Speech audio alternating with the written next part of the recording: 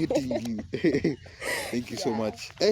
But you have the boy child needs more of your time. Okay. But for now, All right.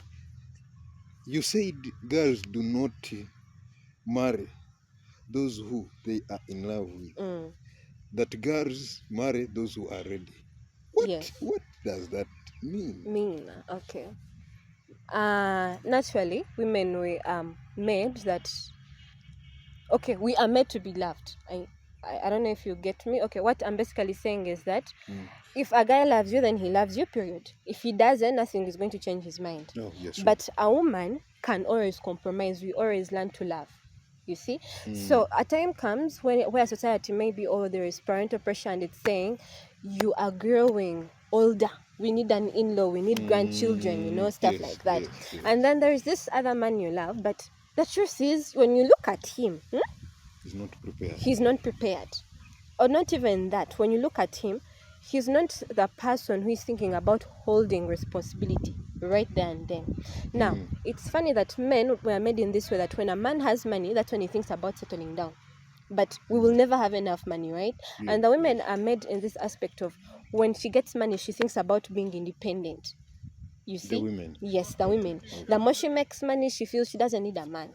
If she actually needs a man, it's just because maybe there is some conjugal thing she has to fulfill. You see? So when this pressure comes in, or maybe it could be her, she feels like maybe now she's ready, she wants a family, right?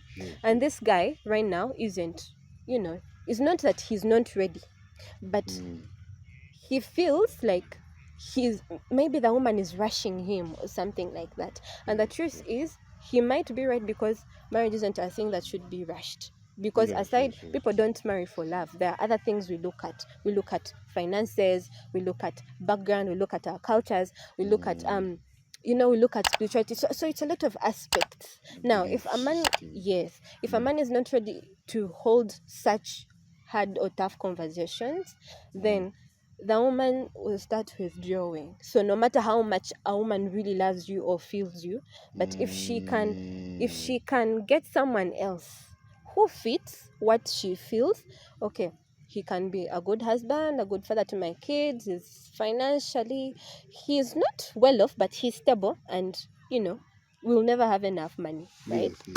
Yes. She'll definitely go for the man who is ready. Now, the men we are usually in love with, most times 82% we don't end up with them. Why? 82%, we're at campus, first year, someone's daughter is already married. What I mean, they're already cohabiting.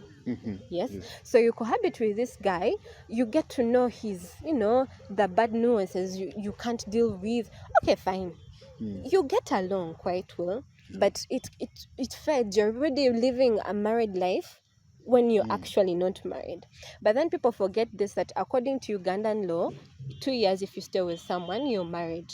And if in 1 year you stay with someone and have a kid, you're married. Those are the bylaws, Ugandan bylaws, which I know Ugandans aren't actually educated about. What happens is that the more you stay with this person, you're introduced to parts of them you would have never known if you didn't stay with them.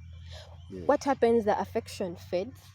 It fades. It can either fade or it can bind you and you become stronger. But usually it fades. That's why campus couples never last, right?